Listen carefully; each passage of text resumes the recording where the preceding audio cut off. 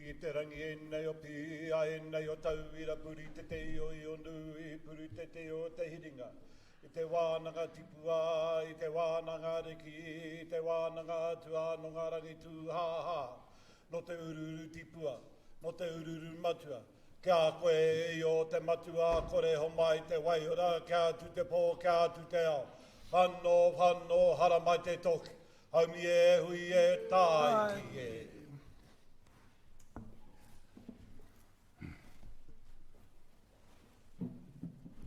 Kia ora mai tātou. I tū anau e runga te kaupapa o tēnei rā. Tuatahi māku I miana ki a koe taranga tira I tīmata I tātou wānanga o tira tātou hui mo tēnei wiki. Runga ngā kupu o i o mātakure no reira kei te mihi, kei te mihi, kei te mihi. E mihi kawana kia koutou katoa, ko taima nei tēnei wiki. Ki ka whakawhiriwhiri ngā kōro e pāna te kaupapa I mui a tātou no reira tēnā koutou. This is important issue. Tēnā koutou katoa. Acknowledge you all. Ngā mihi, kua mihia E roto I tērā whare. Nore he mihi kawana ki ta I support haukainga. what was said in the wharenui, the meeting house. Tēnei wiki.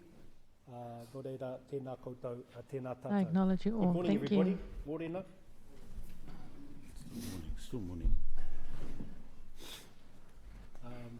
Firstly, just going to start with a few introductions about why we're here, introduce the panel, and just some preliminary, just some, I suppose, housekeeping in terms of this week. Firstly, I'd just like to acknowledge the haukainga for the pōwhiri today and hosting us for this week.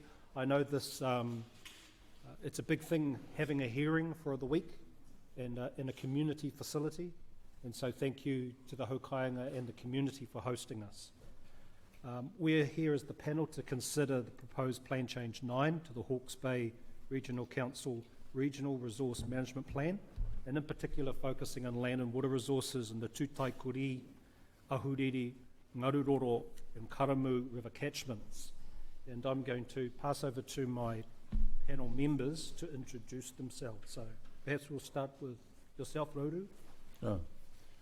Kia ora tātou, I'm Rauru Kirikiri.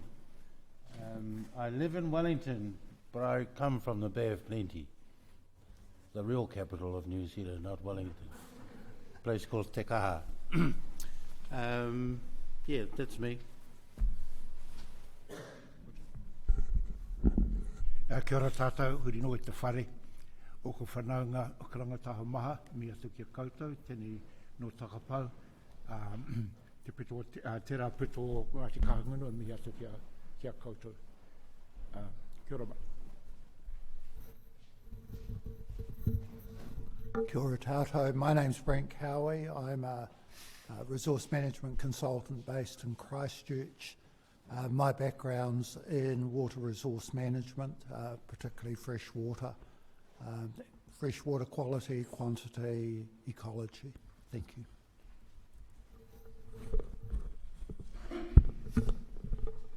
Morena, everyone. My name's Greg Ryder. I'm a water quality scientist and a freshwater ecologist based in Dunedin.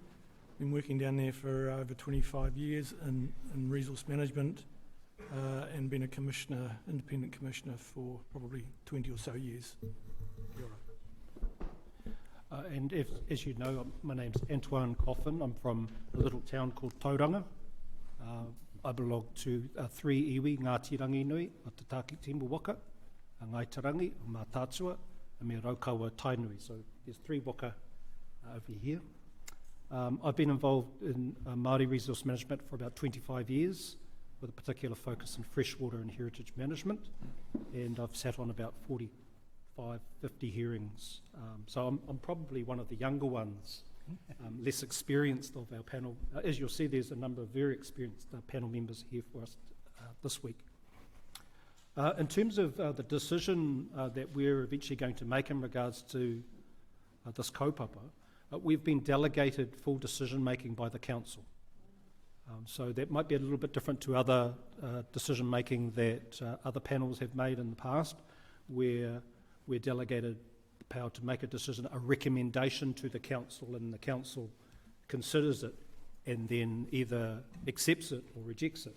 In this particular case, we've been delegated full decision-making powers. So the rākau has been passed to us to make that decision. And so you can rest assured that means that we're an independent commission, we're independent commissioners. We're not employed by the council as such, we're not employees of the council, we've been brought on board to make that decision. So I just wanted to make sure that you understood that distinction. And obviously the full access in terms of appeals is open to that type of decision. The general sequence of the hearing, there is a little bit of formality associated with these types of hearings, but we're trying to make sure that we're as accommodating as possible, that we give people opportunities to have their say, but we've got a bit of a framework to make sure that everybody has their say during the 3 weeks that we have hearings, our first week here. So the general framework is that we'll hear from council shortly. Obviously there's been lots of evidence prepared, lots of documents have been prepared, and they will present the plan change.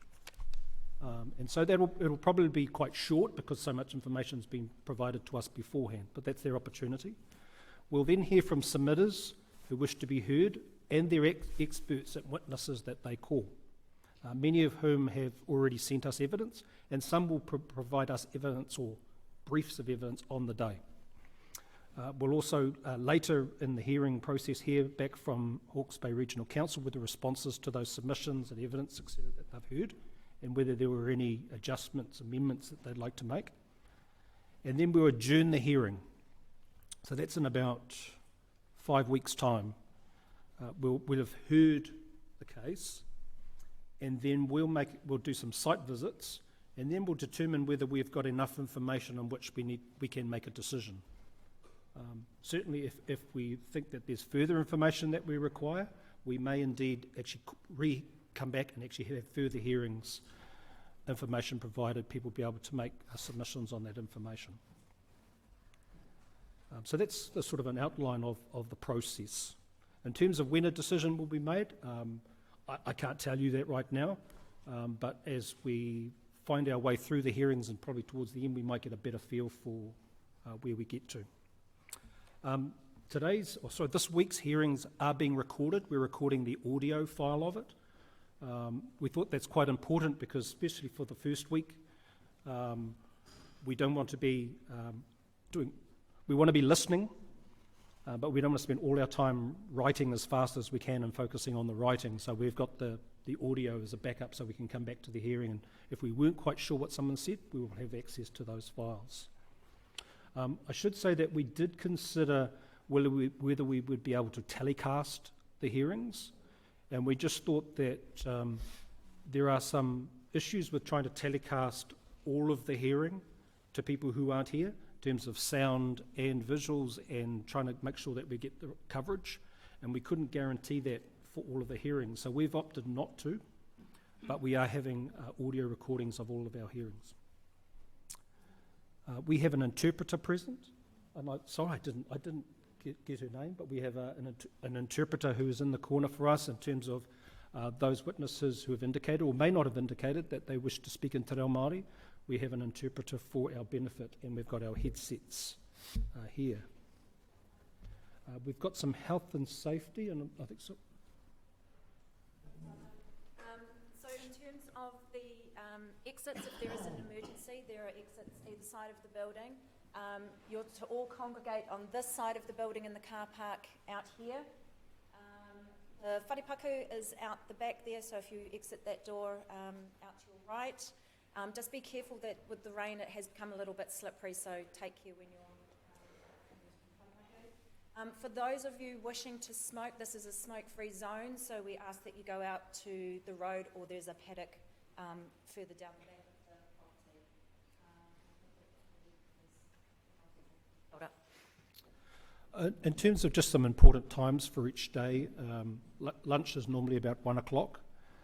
So for those who had a very quick bite to eat, lunch is not too far away. We'll break for afternoon tea about 3:20, I think it is. And normally the morning tea would be about 10:30, 10:40. What we're going to try and do is if we're in the middle of someone's submission, our preference is that we'll hear their submission and then we'll have a break. But I do know that we're in the wharekai, so the ringawera are the boss when we're here, so I also don't want to upset them. So if it looks like we're almost at the end of a submission, we'll finish it and go and have our break. But if it looks like we're only partway through or halfway through, I think we'll take a break and hear them when we come back. Pēta mai tēnā?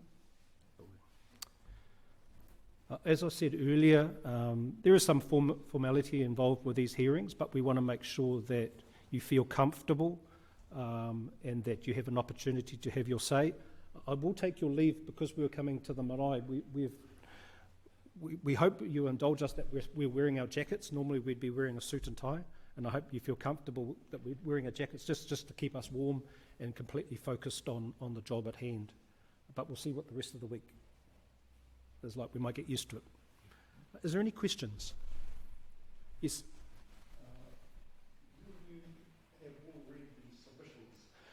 We've read all the submissions, and we have read all of the evidence at least once.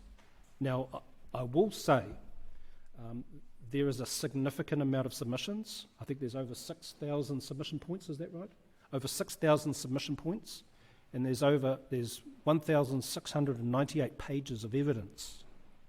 So we have read it, but you'll appreciate having read it doesn't mean necessarily that we are fully immersed and understand all of it. And so there's a significant amount of interest in this kaupapa. And so for those submitters, you can be rest assured, yes, we have read all your submissions, we had read the evidence, and we will hear you. But please be kind to us for the first 2 days. Certainly, I speak for myself, there's a lot of words swirling around in my head at the moment. They haven't landed yet. So I'm looking forward to the hearings to really put a face to the names that we've read in our evidence. Ka pai tēnā? Any other questions? Great, we might make a start. Just in terms of our schedule for the day, we're going to be hearing from Hawke's Bay Regional Council shortly. And we have just before lunch, Caudry Huata. Ka pai. Huia. And then after lunch, we've got Hida Huata, kia ora Hida, and Donna. I didn't see it. She's going to be somebody else that will stand before you. Okay, thank you. Kia ora. And then we had Thompson Wadia by Zoom after lunch. We'll organise that. We have a break, and then we have Parewanui Morale. Kia ora Parewanui. Randall Cook. And Ngātai Huata. That's okay, that's later in the day. Excellent. If there aren't any more questions, we'll pass it over to Hawke's Bay Regional Council. Thank you, everybody. Oh, sorry, just a little note. We've got microphones, and this is particularly important so we get the audio right. You can speak straight into the microphone. It will hear you sort of this distance away. Yeah, so don't go right up, otherwise it'll be really, really loud. Ka pai.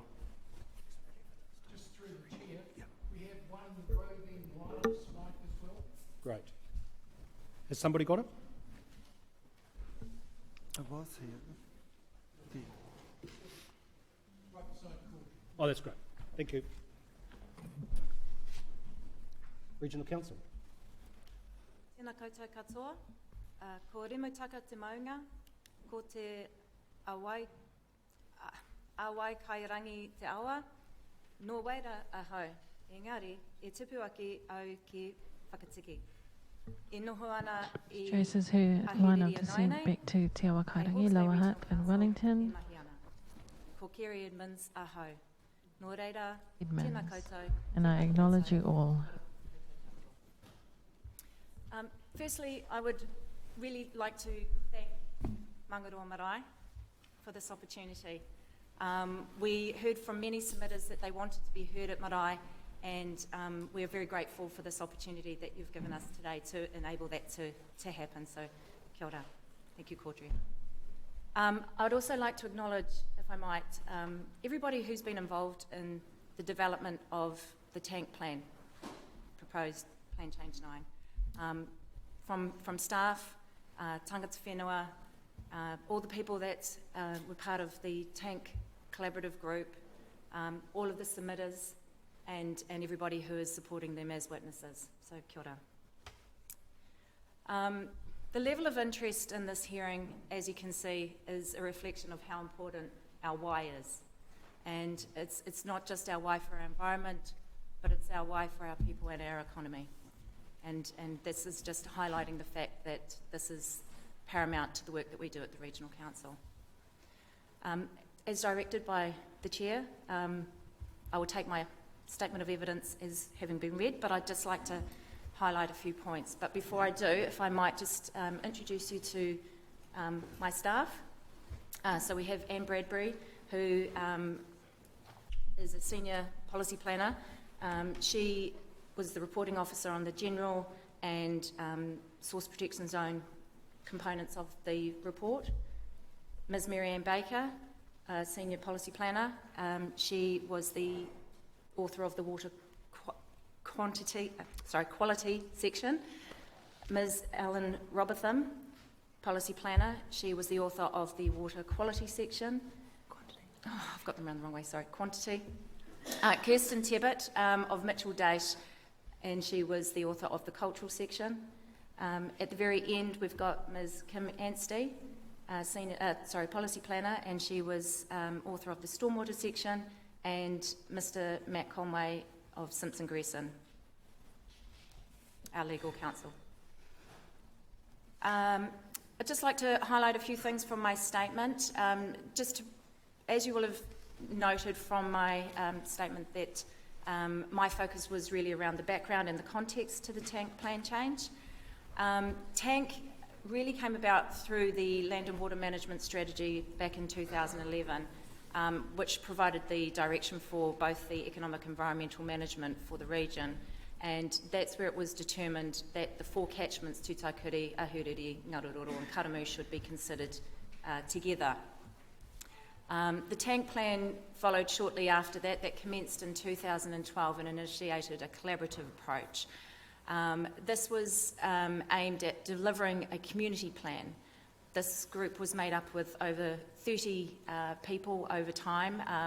The members of that group did change during that period, so it wasn't necessarily a constant, but there are some people in this room who sat through 40-odd meetings of the tank collaborative group and listened to enormous amounts of scientific information, economic information, cultural information, and it was really just a sharing of our ideas, our values, and understanding what the issues were within those four catchments.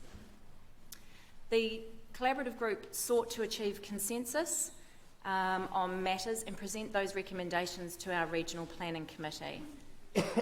Where consensus could not be reached, the intention was therefore for the Regional Planning Committee to make decisions on those issues. As I've mentioned, the tank collaborative group was made up of over 30-odd people. We had tangata whenua within that group, primary industry representatives, environmental groups, territorial local authorities, DHB and DOC. Within the group, because it was quite a large group, subgroups were formed, and the purpose of those subgroups was to enable them to be to consider issues and enable a more focused approach to those particular issues, and then to provide their findings back to the wider group. Mana Whenua formed a separate group, and this was slightly different to our other subgroups in that they were self-managing. They set the agenda for the meetings and raised the topics for discussion, and we brought those back to the wider group as well. Just moving forward in time, the draft plan was presented to the Regional Planning Committee in August of 2018, so there was 6 years of collaboration with that group, and then we presented that back to the Regional Planning Committee. The key areas that the group could not reach consensus on were high flow allocation, flow enhancement of lowland streams, minimum flows, and allocation limits for Ngaruroro and Tutaukuri rivers. The RPC reviewed and considered all of the matters over the following 18-month period, and then the tank plan was notified on the 2nd of May 2020. We had an extended submission period, but then this was also extended further out to the 14th of August. Now that date's quite important because there has been some consideration about whether or not we can align the tank plan with the MPSFM 2020. So the 14th of August was the close of submissions. The MPSFM 2020 came into effect in September. So the plan that was notified under the 2017 version of the MPSFM. It's important for me to acknowledge that the Council's ability to give effect to the MPSFM 2020 through Plan Change 9 is confined by the scope of the plan and the scope of the submissions. The MPSFM requires local authorities to give effect as soon as reasonably practicable. The Council must notify a proposed regional plan that is for the purpose of giving effect to the MPSFM 2020 by the 31st of December 2024. Now, again, there's been a lot of question around this, and the purpose of me explaining this a little bit further is just to provide that context. So we are undertaking a wider review of the Regional Resource Management Plan and the Regional Coastal Environment Plan.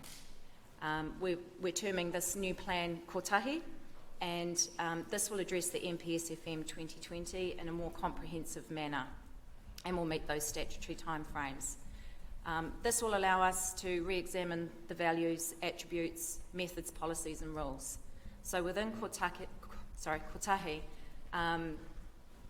we'll be reviewing the freshwater catchments, not just in Tank, but for the rest of the region. And our intention is to base Kotahi on a co-design approach, and we'll be actively involving iwi in the plan development, and this is already being undertaken in Mohaka. And this will ensure that we are giving effect to Te Mana o Te Wai as per the MPSFM 2020.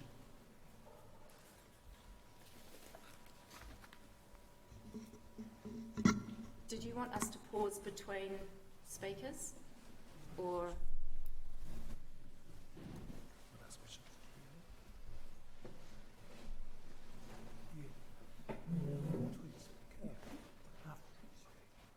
Yeah, what we might do is we'll just see if there's any pertinent questions to the actual speaker. But otherwise, there may be, I think that certainly I've got a few questions that might be answered by one or two different people. Okay. So we'll see if there's any particular pertinent questions as we go. Actually, I do have a question. And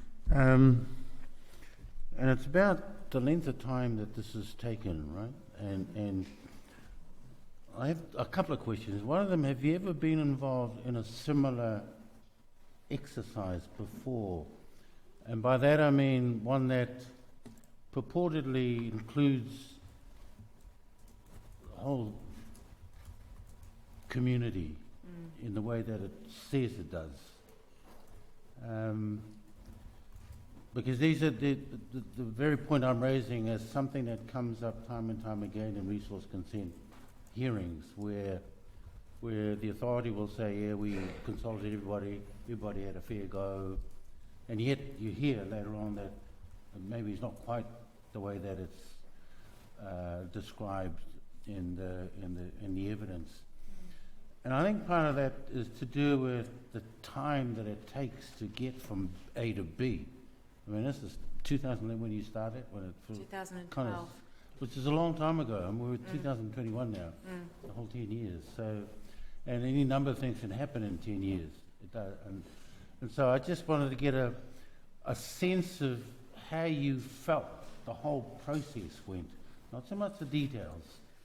And I'm particularly interested in getting a better feel for how the tangata whenua participate, you know, what real scope they had to be a key part of the development of the proposal as it went through. Because, again, people often argue they came in later rather than earlier. And I just want to get a sense from you as to how you saw it and how maybe the council saw it. So from a personal perspective, I only came to the Regional Council in 2017, so the tank plan change had already been, the development of it had already been in train for 5 years. So I'm only able to offer my perspective from them. I've never been involved in a process like this, and I think Ms Baker could probably speak to this a little bit more, but this collaborative approach was something quite new to councils and in general across all of New Zealand, and people were watching us to see how it was panning out. I believe that during my time in this process that it was a really great opportunity for sharing ideas and values and perspectives, and I would say, if nothing else, it was actually an opportunity for us to create relationships, which is fundamentally important to any plan change. I appreciate that people will always maintain their views and values, and that consensus is a difficult thing to achieve. So if I could probably say one thing, I would say it was challenging. But we did, I believe, our level best to listen to all views and to deliver a very balanced plan. The second part of my question is to do with expectations. People in these sort of situations kind of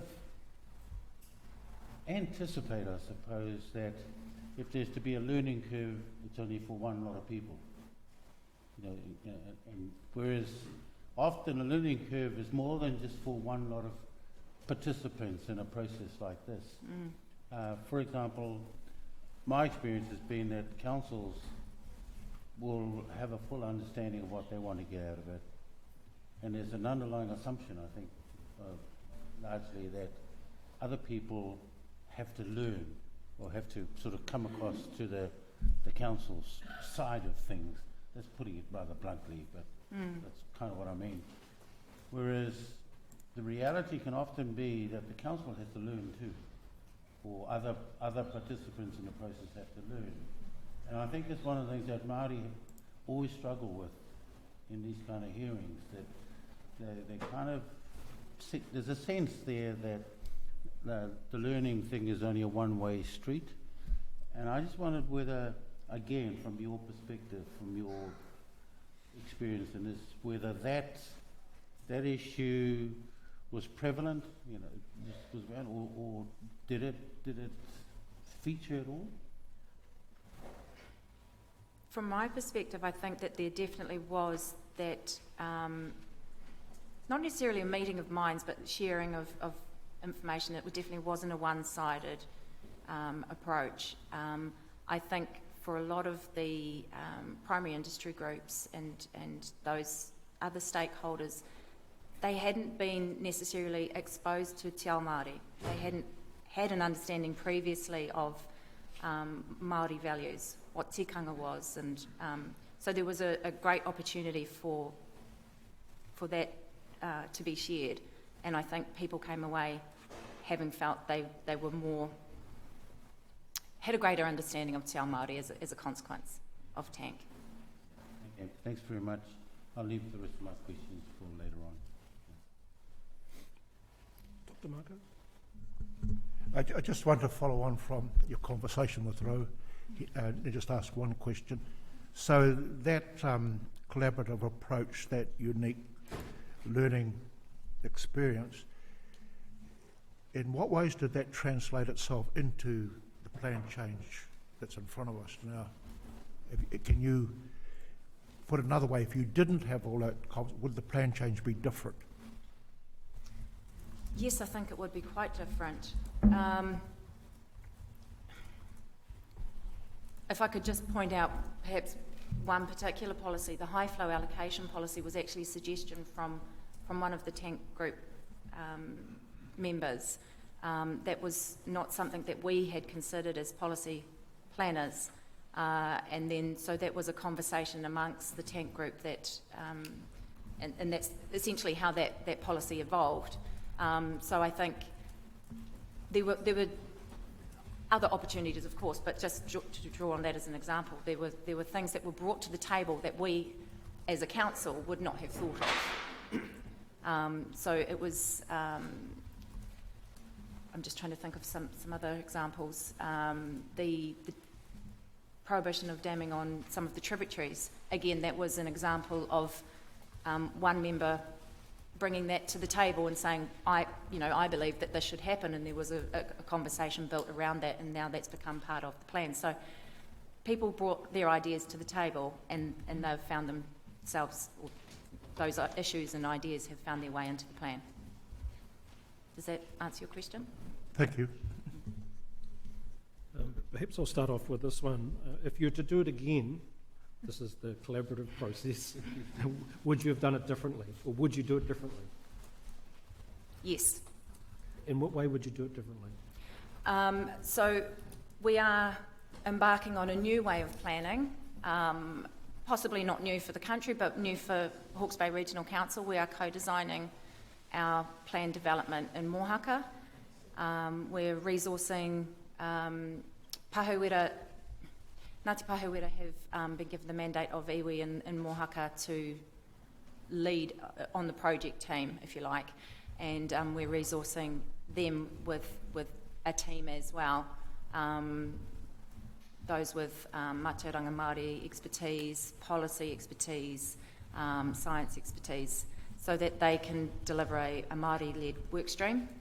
And then we're essentially running parallel processes, but having a lot of connecting points. So there are kind of two teams, but we're one team, so that we can deliver a plan. So this is, like I say, embarking on a new way of doing things. I think, hopefully, this should be the way forward for planning, and aligns with the MPSFM.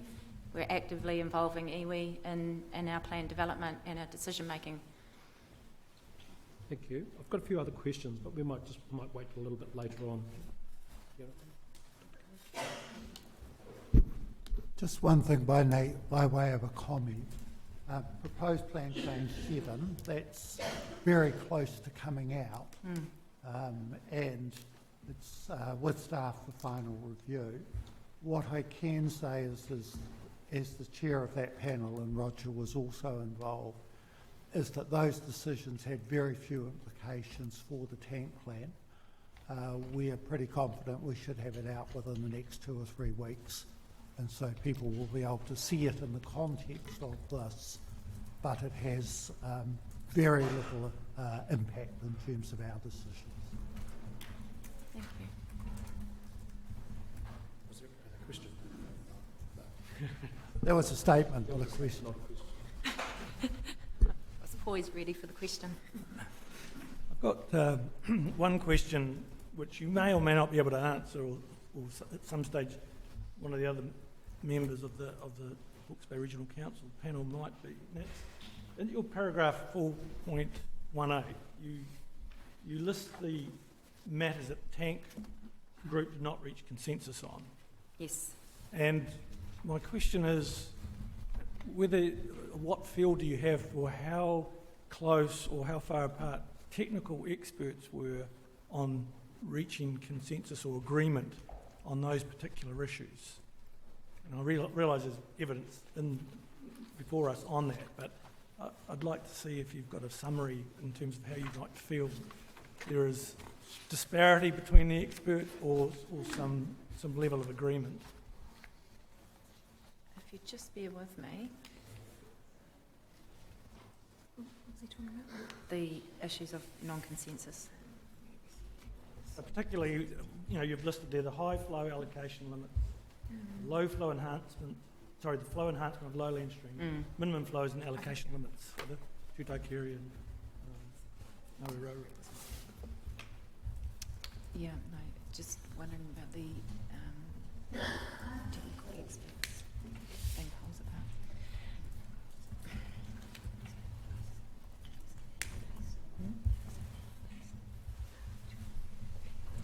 Would you mind if I defer to Ms Baker on that?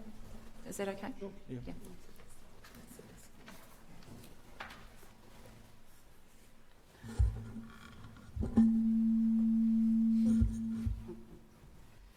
In terms of the low flow, is that the focus of your question, the consensus issue? Yes. There was a lack of agreement around the metrics that would be used to determine whether or not the flow was established at the right level. And also, it was more of a value-based discussion rather than a technical discussion around where the appropriate level should be. One of the things I think was mentioned in one of the memos about whether there would be opportunity for expert conferencing to take place, sort of in parallel with these hearings. So I guess that's where I was leading to with my question as to whether you saw merit in expert conferencing later on. Potentially, in terms of the value of the various metrics that can be used to understand the impact of an allocation regime on a river, not necessarily the best point at which to choose, the value-based decisions that go around that. Yeah. Thank you. We might carry on. We might just pause on questions and carry on. Thank you. Tēnā koutou, no ingorangi aku tūpuna, engari I whānau mai au. My ancestors come from England. No Tāmaki Makaurau ahau. I am from Auckland. Kei Taradale ahau I noho ana. And I reside in Taradale. Kia ora, it's nice to be here. Thank nice to you. meet all of you. Thank you, Kerry, for running through that explanation of how we got to this point. As the Chair has said, they have read everything, which is wonderful. So I'm going to try and keep this short. Just wanted to mention a couple of conflicts of interest. We have already notified the Chair of these, but I just wanted to mention them now. The first one is our marine and coastal expert, Ms. Madara Smith, is married to Mr. Shade Smith. Mr. Smith works for Ngāti Kahungunu Iwi Incorporated, and they are a submitter on the plan change, which we all know. Our next conflict of interest is submitter 25, Mr. Harding. Mr. Harding made a submission on this plan change, and he was the president of the Hawke's Bay Wine Growers Association. And so he also made a submission for that organisation. Mr. Harding started working at the Regional Council in January of this year. Mr. Harding works in the Catchment Policy Implementation Team, and he works in the tank area. After Mr. Harding started working at the council, he withdrew his personal submission. And he is no longer he is no longer chair of the Hawke's Bay Wine Growers Association. However, he is still a member of the association. Now, I want to discuss the process the reporting team and I followed to write the Section 42A hearing report and what we're calling the Addendum Report. When I'm talking about the reporting team, I'm just talking about the large number of planners that are here at this table with me. So we've sort of talked about this, but we received 240 submissions on the plan change, and as the Chair points out, there was more than 6,000 submission points, which is an awful lot of submission points for a plan change. So when we were writing what we call the Section 42A hearing report, we grouped the submission points into topics where they all addressed the same sort of topic area, the same subject matter. We discussed the points generally. However, we did consider every point, and we did make a recommendation to accept in part, or reject each point. However, we did not discuss all the points individually in the report. The next report we wrote was what we're calling the Addendum Report, and that was the report that was published last week on the 19th of May, and that is our council's response to the submitter's evidence. Again, we considered all evidence, but we did not reply to it all. If we did not reply to all the evidence, then our position in the original report still stands. We support our original analysis. So in the appendix report, our analysis is in appendix 1 of that report, and we have a lot of our technical experts sitting behind us, and their evidence is in appendix 4 to 12 of that report. And attached to that report in appendix 2 is the latest version of proposed plan change 9. So the recommendations in response to the submissions, which was the first report, that's in red ink, and in response to submitters' evidence, that's in green. And that is the most up-to-date version of the plan change. As I stated in the Addendum Report, the evidence received from the submitters did narrow down the issues in the plan change for some of the submitters. The main issues coming through the evidence were about land use change, priority areas where management focus is targeted, the definition of actual and reasonable, the allocation of water for new uses, and the source protection zone maps. However, we did receive evidence from 2 submitters that discussed concerns with a wide range of issues, so it wasn't just narrowed down to those issues. With regards to water use analysis, we realised there were errors in the actual water use analysis that was included in Appendix 11 of the first report, the Section 42A hearing report. We have redone the analysis, and the actual water use is far lower than previously estimated. One of our experts, Mr. Waldron, explains this in his evidence, which is in Appendix 10 of the second report of the Addendum Report. Another thing to discuss is freshwater management units. These were not decided during the plan change process, and I did state that I'd give an update at the hearing. So council staff are taking a paper to the Regional Planning Committee.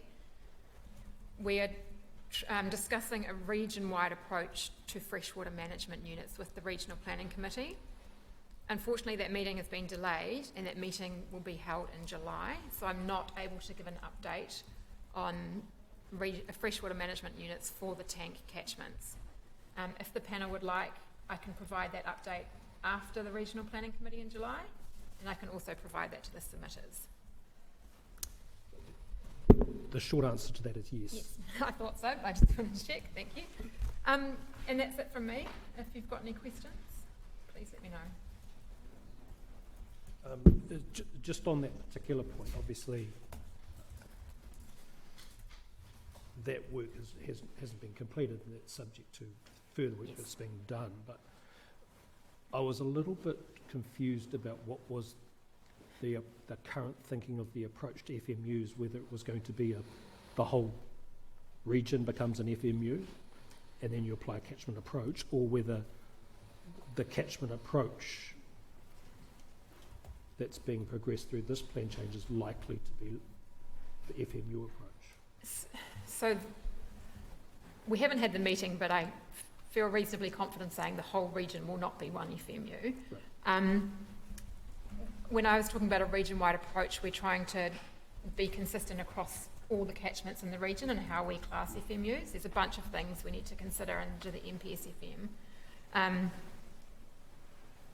Yes, so I'm unable to say how many FMUs will be in tank until that meeting. That's fine. It's quite generically different. Yeah. For those who might not be aware, if a regional council has to identify a freshwater management unit, and some regions have considered, let's have the entire region as the freshwater management unit, and under the new National Policy Statement for Freshwater Management, then you would have one vision for the whole region, as opposed to you might have freshwater management units that might be catchment based, and you have very specific sets of visions and environmental outcomes for those particular catchments. So they're quite different approaches, so that's why there's the question of clarifying what that work might look like in the very near future.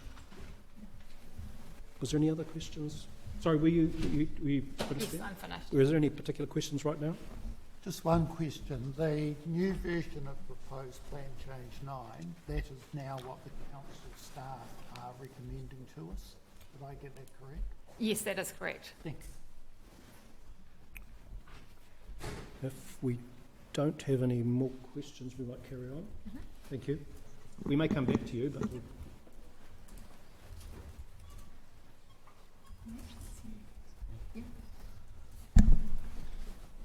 Tēnā koutou katoa. No te whanganui a tara ahau. I am from Simpson Wellington, Grierson ahau e mahi ana. Ko where Matt I Conway work. toko ingoa. My name is Tēnā Matt koutou Conway. katoa. I acknowledge you all. Good morning, it is still. I have prepared some legal submissions that are briefer than they appear. Those have been circulated, I hope, yes, they have been. to the panel, and I have some hard copies here in case that's useful for any of the panel members or for others. I believe we've all got a copy of your legal submissions, and we have read them, yes. Great. Thank you. Well, I'm in your hands, sir, as to whether you want me to take you through those. I certainly don't need to if you've read them and are comfortable with them, and I can just take questions. But in essence, the goal of those submissions is to set out a few key framework matters that might be of assistance in your consideration of what you hear during the hearing, and then if there are matters that of more specific detail that you wish to return to, or we need to return to at the conclusion, I could address those then. But really the intent was to address some of the key principles, particularly around the national policy statement and the extent to which that comes into your consideration during the hearing. So I'm in your hands as to whether you want me to read through any of those submissions or none of them, as your preference may be. I'll just check with the panel. I didn't have any need to hear any particular points, so I'm getting nods. So we might go straight into questions. Just firstly, just a comment, and thank you for your anticipation of the likely questions that we would raise, because in many ways you've answered most of my questions, which I had around the status of the NPSFM 2020. It's weighting that we should give it, and then the scope, and so those are squarely in your advice to us as well. And this is a bit of a question in regards to where does the Mitchell, I'm calling it the Mitchell-Dash table, I hope that's not, that's my term, not necessarily your term, the Mitchell-Dash table and the additional staff column that was added. Are you able to give any a view in regards to how much reliance we can have on that particular table? Because it seems to be at the crux of what's in and what's out in terms of much of the content of the plan change. Yes, the analysis that was done by Mitchell-Dash was obviously to try and ascertain the extent to which the matters under the National Policy Statement for Freshwater Management 2020 are already captured in the plan change, and I think it's from a look through that, it's clear that it partially captures those matters is probably the best way to describe it, and then in terms of drilling down into particular provisions, I think the officers have really endeavoured to go through and identify in their response to submissions the extent to which they feel comfortable making changes in reliance on that national policy statement. Among others, obviously, there's the urban development NPS as well, which is in the same category really because it came out last year as well. I guess at a general level, I would hope those documents are useful in that analysis, and you can rely on their analysis, and you may wish to test it further. But because they certainly seem core to our discussions that we yet to have in terms of whether they've captured everything that we need to capture in those columns. Yes, and I wouldn't say I've tested the extent to which they cover all of those points, so I probably can't comment on that any further. Perhaps just on that point, have any of the staff had any views in regards to the Mitchell-Dash table? in the addition of the column, whether there had been any further work to review that. Is there any independent review of those, or that's the council, that represents the council's best efforts? Yeah. Yes, Yeah. best efforts, yeah. Thank you. Just might see if there's any other questions.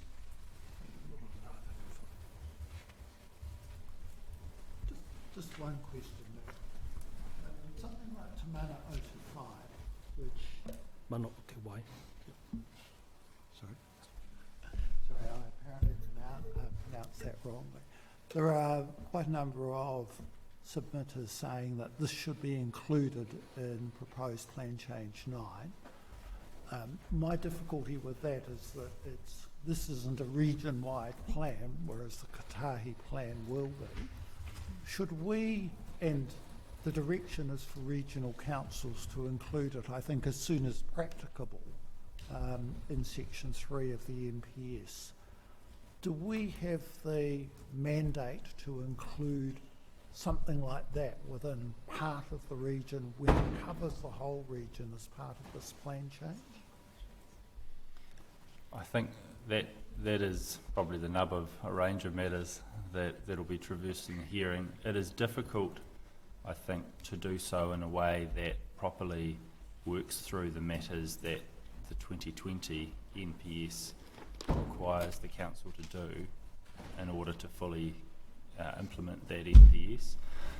One of the things I suppose I would say is Te Mana o te Wai was a concept that was contained in the previous NPS and under which this plan change was prepared. So it's not a concept that is foreign to the plan change itself, but each time a national policy document changes, there is naturally a check and potentially a further process, as I think is going to be needed here, that'll be gone through in order to fully give effect to that concept in the way that the new national policy statement directs it. And the FMU's discussion that was had earlier and the long-term visions for those FMUs are a really important part of that. So there is a natural flow, if I can use that word, in terms of the order in which you step through each of those concepts through a planning process. And in order to properly give effect to Te Mana o te Wai in the way that this national policy statement directs, there will need to be that further process. Now, I don't know if that's going to give you quite the yes-no answer that would have been hoped for, perhaps, in terms of that particular concept, but the answer, I think, is it's challenging to do so in a way that will faithfully implement the NPS in the way it was designed. Thank you. Yes, obviously we always look for a yes and no. That would be a wonderful world. But unfortunately, we're in the world of grey. I just wonder, on the same line, whether you had a view where we might hear about aspects of Te Mana o te Wai 2014, updated 2017, which relate to the machinery of Te Mana o te Wai, giving expression to it, that are not inconsistent with the National Policy Statement 2020. Because there's a wide scope of submissions and views in the submissions that we've seen, and some of them go to the broad scope of Te Mana o te Wai, NPS FM 2020, but others are much more about the machinery and giving specific recognition in water bodies. And there may be, and we haven't determined that, a strong view that actually that needs recognition in terms of the machinery of Te Mana o te Wai, which might be better reflected in the policies, objectives and the methods. Did you have a view? It sounds like something you should inherently be able to do, because the concept was there previously, it's been prepared in that way, the plan change has, and then you now no longer have the previous NPS, as you say, the 2014 updated, and it's the 2020 that must be given effect to. And so to the extent that that is an extension of the same concept and it's been sought through submissions, there is an ability to do that to some extent, but it's that extent that'll be the challenge, I suspect. In the same line, throughout the Section 42A report and the addendum, there are instances where the council staff have deemed that it would be inappropriate to progress a particular submission point because there hasn't been the type of engagement or consultation, particularly with mana whenua, tangata whenua, in that context. But I wonder, 6 years of engagement seems, in my mind, quite a significant amount of engagement, which may not be reflected in the engagement that you may be able to do before December 31st, 2024, just in terms of time. And appreciate the comments in regards to establishment of some new processes that are under the way, but I wonder whether it's premature to discard out of hand 6 years of engagement, which has been significant, and be able to then turn around and use that as because the engagement hasn't occurred under the new MPS, therefore it should be discarded out of hand. Did you have a view in that regard? I think to the extent that engagement, certainly there's no desire or it certainly would be a bad thing to discard that engagement, and I think that the aim will be to ascertain the extent to which the engagement that's occurred so far has been engagement that you can see genuinely leads to the outcomes, and it's on the same matters that now inform your decision making. And the challenge, of course, is it's like when you've got your change proposal partway through in previous engagement, you can't assume that those comments would have been the same if the new proposal had been there. And so it's that previous engagement is still of value, but just like you can't predict what other views might have been expressed if this plan change had been prepared based on the 2020 NPS-FM and what submissions might have come in at that point, you can't know what the input might have been through that process if this had been the framework through that engagement process. So it's just one of those inherent limitations that makes it a little bit challenging. But would you agree that, and there are others on this panel who have much more experience than I have, when you go and engage with tangata whenua, that they will have generations of generations who have been very consistent in what they've said. We told you back in 1991, we told you back in 1995, we told you back in 2000, we told you back in... You get the gist. Yes. There's a consistent theme, a consistent issues being raised. But the mechanisms and the policies may be different, but the take remain the same. And I love the quote this morning, ka patua te take, kaore e patua te tangata. And so those issues remain the same over generations and generations. So just putting it to you, would you agree that there would be a certain commonality in many of the broad issues that have been raised during a 6-year engagement that may not be particularly generically different when you're going into maybe a couple of years engagement before the next iteration of the national policies? I expect so, and that's partly because these concepts, Te Manawatu Wai is much older than simply the NPS, yes. Therefore it's not something that's been created under that framework. It's been recognised. Thank you, that's been really helpful. Have we got any, I just think we'll just pause there. Are there any questions for the council that they might be able to answer, either as a team or individually?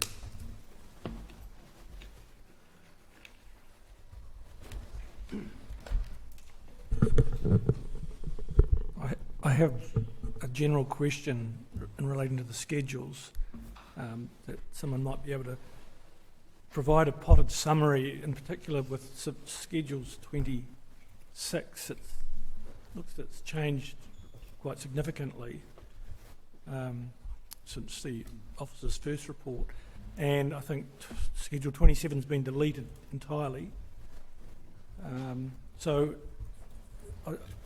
is it possible to provide a brief overview of what are the key changes that have occurred in that rejigging of Schedule 27 and the removal of...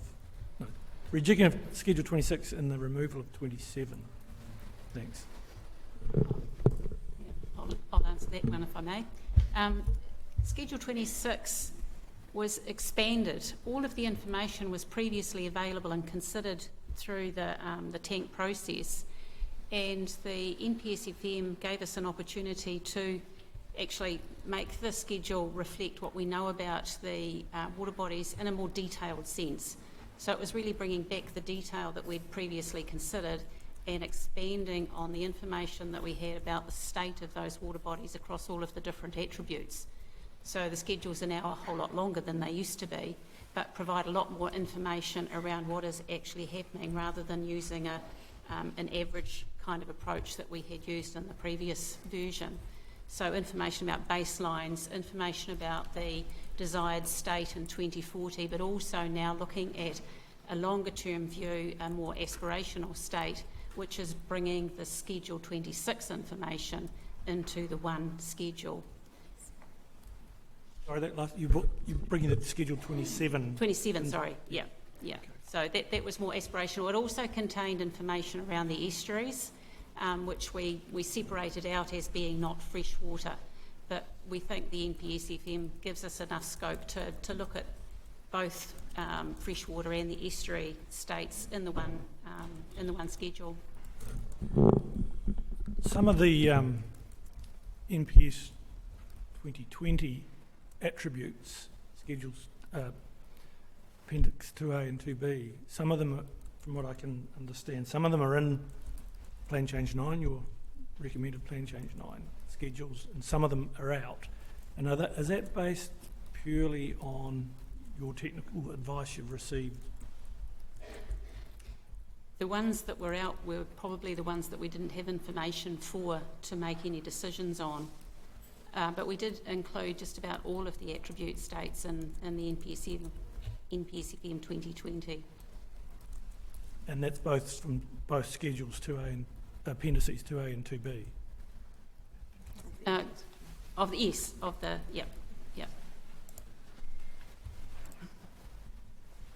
I have another question, and not sure who would be able to answer it, about actual and reasonable. There's been quite a lot of evidence about that from various submitters, and I think it's the definition of it in the updated PC9 has changed again. I think, just bear with me, the reference to 1st August 2017 has been removed, and you've just got there the based on accurate water meter data in the 10 years preceding the 2nd of May 2020, and I'm wondering what's the significance of removing the earlier date, and does it in any way, or is it in any way less restrictive or more restrictive in terms of the accounting of water, I guess? So I guess there are two key elements to that. So in the section 42A, in response to submissions, I changed the date to be to May 2020 to include a period of time for which more water meter data was available. So due to the measurement and reporting regulations, Hawke's Bay and I guess the country had gone through a process of increasing the amount of water takes that were required to have water metering attached to them. And so for a variety of reasons, we can assume that the majority of takes have water meter data since about 2017. And I considered that water meter data was more reliable or a more accurate measure of actual water use, at least looking historically. And so that was one reason for changing the date. And a second reason was to consider the drought year of 2019-2020. But so in the section 42A version, you'll notice I also changed the wording from average to, from maximum to average. And so that was to reflect that according to the information I received on actual water use, according to water meter data, we thought that in 2019/2020, that summer, a huge amount of water had been used, much higher than the previous kind of 10 years before that. And so changing to the average was supposed to help the council to reach the interim limit of, or to stay within the interim limit of 90 million cubic metres, and to also make sure we weren't giving a really, really high security of supply or reliability of supply to water users.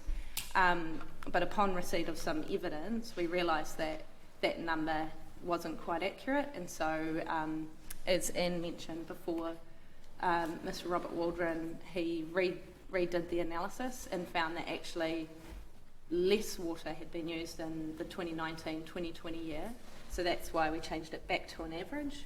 So I think the graph, back to a maximum, sorry. So I think if you look at Mr. Waldron's evidence, he has a graph in there which shows that the 2012/2013 year is still considered the highest year of water use, and so I would consider that there is no change from the definition as proposed to now with the change of date. I don't think that will result in a higher allocation of water based on those figures. Thank you for that. Can I just get your name as well? Because I don't. I'm Ellen Robertson. Okay, thank you.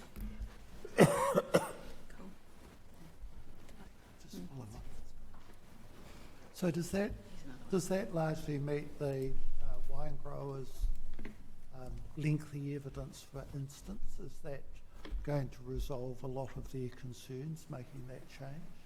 I think so, yep. Thank you. Chair, I just wanted to check, are you, I guess you'll get to know us over the next 3 weeks, are you all right just asking questions to the table as you go? And I guess we'll figure out, Kerry sort of explained it, but you'll figure out who water quantity, water quality, and as we go? Certainly, we've been given a really useful table with colour photos, so I've got your colour photos here. Right. Now, was that done most recently, or was that... I'll just pull it up too. So that's been helpful as you're speaking. So we've got that. Yeah. Okay. And we'll get better and better at saying you by name. But yeah, as Kerry said before, we've got water quality, water quantity, cultural, and then stormwater. Yeah. So one of my later questions, probably at the end, was going to be how many of you are going to be staying for the hearings? Yeah. Because it's great having experts who are on hand, particularly as we get into the second week of hearings. It'd be important to have you on hand. Do you want me to answer that now? No, that was going to be a question for later. Okay, later. Do we have any other questions? I do. I do want to make an observation there. And it's an old warhorse of mine around the question of law versus law. I don't have specific questions at the moment, but I have this underlying sense that we may need to, or at least the panel, or I will need to sort of revisit that from time to time as the hearing goes on. And it's partly to do with the submissions that I've read. There have been a lot of submissions, and I pick up the point that the chair just made earlier on about, we told you 1990, we told you 1993. And that's a theme. That theme repeats itself quite a lot. And I, for one, would like to be comfortable that we've got all we need out of the process to be able to make a call on that. Because ultimately we're going to have to make a call on some of those things. Even if it means making some changes to what's already in the plan at the moment. I mean, people say you can't change, but you can. And my gut feeling when I read some of those is to say, why aren't we changing it to that? I won't get into any specifics. But it does come at the point you were making earlier on about why the mana o te wai, that we acknowledge that it doesn't need to be repeated at infinitum each time. But I think sometimes you do. You might accept that it exists and that it ought to be part of the process without even thinking about it. But I often find people if you don't keep reminding them, it isn't on their radar. It just gets put to one side. So I raise that now because I think I'm going to be coming back to that from time to time when some of the submitters make their submissions. I just had a couple of matters of clarification. One's just in regards to the draft implementation plan, and I just wanted to be clear around what would likely be the timeframe in which that would become a final implementation plan and be implemented. And there might be some long-term plan implications with that. Like you have the plan and then it doesn't get funded for 3 years. Just any comments in that regard? So obviously the draft implementation plan is subject to change as a result of these hearings. We have had extensive engagement with the tank group on the draft implementation plan, and when we were developing it there was general support for it, and there was also support for a group of people yet to be determined who wanted to still be involved in that implementation plan in terms of its regular review, which was suggested as maybe an annual review. In terms of the actual line items, absolutely, yes, that's something we will need to embark on, probably through an annual plan now rather than our long-term plan, because we've just missed that time frame. But when we developed it, we had ample time for this LTP, but we spent 18 months with the Regional Planning Committee, so we'll have to, address that as and when. Thank you. Just the next one. Just so I'm clear in my head, there was a number of outstanding matters that Commissioner Ryder mentioned earlier that weren't able to be addressed by the tank group before it finished its work, and they went to regional one of the committees of council. I just wanted to understand, just for my own clarity around, was there any further engagement or consultation with tangata whenua in regards over and above the Schedule 1 requirements? So we actually had a further tank meeting. So all the members of the tank group were invited to come back and meet, subject to, we had 2 or 3 RPC meetings, I think, at that point, to provide them with an update on where things were sitting with the RPC. Yes. Obviously, they were all invited to attend the RPC meetings. We had further meetings with tangata whenua on the low flow. Nikki were in attendance at a number of workshops which we held with the RPC. So there was, I would say, not sort of necessarily direct engagement, but there was ongoing communications. Okay, thank you.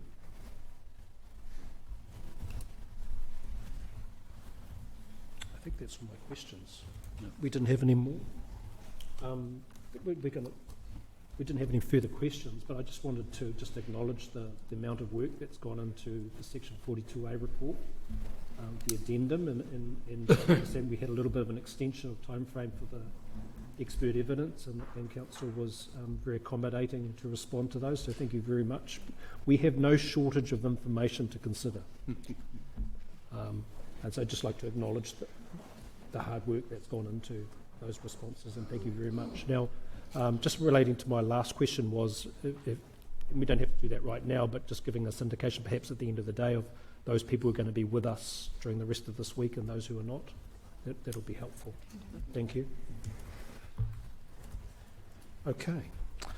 We're going to now turn our attention to our other submitters. So, Caudry, you've been waiting patiently. Kei a koe tarangatira tarakau, and then we'll be followed by Huia Huata. And then we're going to pause for lunch. So have you got everything you need?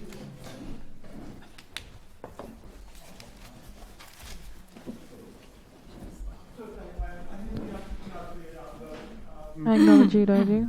I hear you from Te Whānau Apane in Sarawai.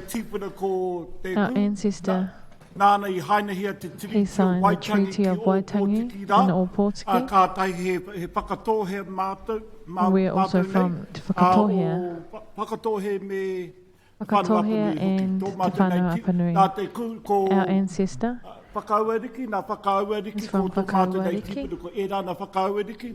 Puta mai ki waho tō mātou nei tracing his kuia line of ko descent to Te Māta Whānau maki Apanui. rāpata, a māta maki rāpata ko taku kurau ko wātene My maihe. Nā grandfather. wātene mahi ko tōku māma ko pare wānui. My mother. E rue te o te kāinga nei. So nā who reira are also ngā mihi from atu ki here. aku. I acknowledge Nau you mahara all. mai koutou. Welcome. Tēnā koutou te pānera, te tēpu, a Roger, Welcome to the and table. Dr. Brent and Dr. Greg Ryder, tēnā koutou nau mahara mai wāngiru. Welcome. Te whare nei. Welcome to this A house. tēnā hoki koutou, te kaupihera. You all, I Ngā acknowledge mihi- you all, the councillors. Ngā mihi kia koutou. I acknowledge you all. Patima. He I'll mihi begin. rau aroha kia koutou no te whare ora I o hine acknowledge te you moa. all. He mihi from rau aroha Tine ki Te ngā Moa. komihano no te I whare o acknowledge the hikawera. councillors He mihi from rau aroha Hikawera. ka nuhi ki te kanuhi. face to Para face. mai whakarongo mai. Come He and mihi rau listen. whakaiti no rāhu. No Ngāti I speak Parewānui, humbly. hōtiki tike tike o Ngāti Rāhungi i te rangi. Ki oku tuakana, ki oku kuia, To a my kaumātu elders, tēnā koutou. I Tu te acknowledge Māori you. tū, tu te Māori tau, tu te Māori waiora ki te katoa. Peace Mai be te to mana all. tiamana o tōku marae o Mangaro, I'm kāre chairman of mātou e Mangaro. tautokani i te pereni o Tang. We don't. Mai te mana Support kau mātou o Tang. Ngāti Rāhungi i te rangi, kāre o e My tautokani i te grandfathers, pereni o Tang. we do not. Mai te mana tangata o Support Piriti Tank. Pā, kāre o e tautokani i te pereni o Tang. I don't Mai te support mana tank. rangatiratanga no here taunga whānui, kāre o In e tautokani i Hastings te pereni o wide, I Tang. don't support tank. E whākutake, whakahe ki te For pereni. reasons I disagree. Tuatahi mai, Firstly, e whakawhiti kōrero kore take. terrible Tuarua. discussions were had. Kai he te wairua rāhungi i te rangi, kai he te wairua pōporo, kai he te wairua o ngā hapu. Where is So the toru mai, acknowledgement kai on he the te whakapuru sub-tribes? tonu tō tātou nei mana rangatiratanga no te tiriti.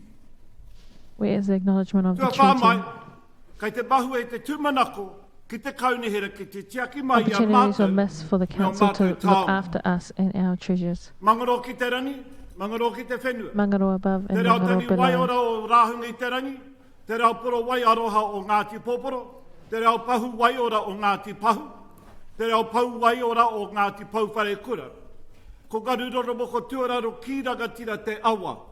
Is the Ko river, takaparata te taniwha, i tātaki The mai a taniwha. tāki tumu ki te awa. who led Taki Timu Ka noho here. ki te haukūnui o here tauga haukūnui. That in Hastings, Whakaronga ki ngā karatagi I wai listen o ngā to the wai waters. ruturutu, nā ihorangi wai ora tū te pō tū te ao. Tū mauri wai ora ki te ao. Pari tuara te kāre ware o awanui ki karamu. Tangi wai aroha kai he kāre warewa. Kai he hoki a pari tua. where is Ko Paritua? pau ko ngā awa o koronga tai. The rivers have all dried. Ko ngaro hoki ki te pō, ko They've all been karukaru. lost. Ko Like iti nei karukaru. te awa o te awa o te atua. The river Kai te mahua next te to repo nothing. wai o Mangaroa. Kai te momi te wā wai nā papatuanuku. Ka mate te Papatuanuku's wai waters tahi have nā become maru, nothing. ka heke te wai rua nā tāne. And then the essence of Tēnā Tane is kupu also kōrero lost. o tōku karaua, My grandfather said, o nani tau arā ko Niwhai Karipa, ka rere te ngaruro ki tēnei papa whenua. Ka The water rere runs atu ki in maunga this land. wharau, rere whakateraki ki Karamu, ki Kohu it flows to Pātiki, Karamu, to tai atu ki te Kohupātiki, whanganui a Orotu. all the way to Te Whanganui a Orotu. Waina nei, ka rere ko paritua nā upoko iri, hara mai ko kārewarewa o rāhunga i te rangi, And now it comes e to rere Kāre atu ana ki Warewa. pakipakitanga o here te And mō to nā mihiroa, Pakipaki, kai he nae nei, where is te it wai now? e rewarewa ana. Where's the Ka water now? māroke ai i te marama o It's haki dried hea, in te, December te kaumātoru. the 13th. Kāore rau i pēnei ai tōna āhuatanga. It was I never ngā like this. maramatanga o Pautu te rangi, ka rere In ka hoki te March, tuna ki tōna ake The ukai eel pō ki Hawaii. went back Kia to ahua Hawaii. mai. Tēnā ka hoki mai ki a mātou, And then it ki ngā returned to manga, us. ki ngā puna, ki ngā wai o ana matua. Anei But te sacred anei ngā ancestral waters. These are the reasons. In 2006, my father was carting water from my property on Marae Kākaho Road to his home, 31 Raukawa Road. It's one of those droughty years. 2010, the council delivered chlorinated water to Bridge Park. Mangaro Marae was against. We're not in favour of that water being delivered. We wanted to deliver that water ourselves. We wanted the opportunity. The government were offering other solutions, but I know the council intercepted it and took that project on themselves. But we wanted to deliver it, and we wanted to deliver it because we are now charged rates. Mai rano. Since long ago. We believe that. Why can't our people pay for the water to ourselves? Why do we have to keep on paying? In 2014, we sat with the council, we delivered this Te Ohorawa Ake o Ka Rewa Rewa. We had an agreement. It was signed off by both. And look what we got. Look at these pictures on the walls. That's what we got. What we want are also some of the pictures on those walls down there. Those ones there. That's what we want. That's what we want to create. We want to create a better environment. We still remember how it used to be, how we swam in these streams, how we lived off them, the mahinga kai that was there. The stories go on and on. Our people don't even know that. Rongotai, the river, once flowed in here. That's how we get the name Korongotai. It's from that Rongotai stream. Where is it now? Gone. Where's the karu? Gone. Is this what's going to happen to Kāre, whatever? We don't trust your planning. We've lost faith in you to deliver for us. Koina te take. This is the As a reason. people, we are from the land. We are from here. I just want to quote a poem that our auntie wrote. And this was written in the early 60s. Bridge Pa, this place I call home. I am free to stay, I am free to roam. Sheltered to the east by the peak Te Mata. In the west, the Kāweko not too far. Our ancestors settled and found God.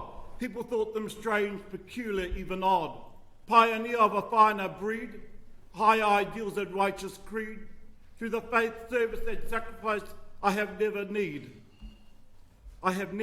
need. Bridge Pa, this place I call home, I say welcome, and I know you are all known. Kia ora. Komuts. Tēnā koe te rangatira, hoi anō, tukuna te rākau kia mātou nei, ngā pātai. Ka tira tēnā koe. Tēnā koe me o mihi mo te whānau apanui mo te whakatoa hea. Thank you for acknowledging your links Mō ngā to waka Te tō Whānau Apanui and all the waka. Thank you. E kōrero tia nei e koe. You speak of, Mo te wai nā rātau. you speak of the Inuku. water that they have moved. Engari, i mau mai ngā wai nei I hea. But where was this water brought from? Ki te kāinga.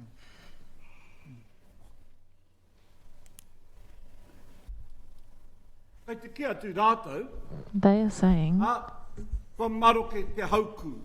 that it's dried up. That is the natural storage. It's been overused.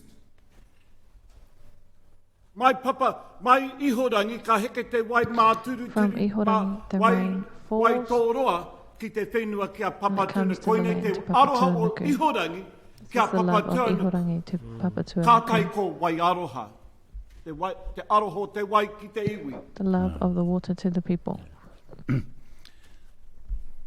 One matter I haven't seen yet anywhere, hasn't been written about, is the mixing of water. Now, it may not be such a big issue here, but it certainly was a big issue in Waikato and Tamaki Makaurau when they were talking about moving water from from Waikato to Auckland. Is that an issue here? Is that a big Yes, take? it is. And my sisters can explain on that after me.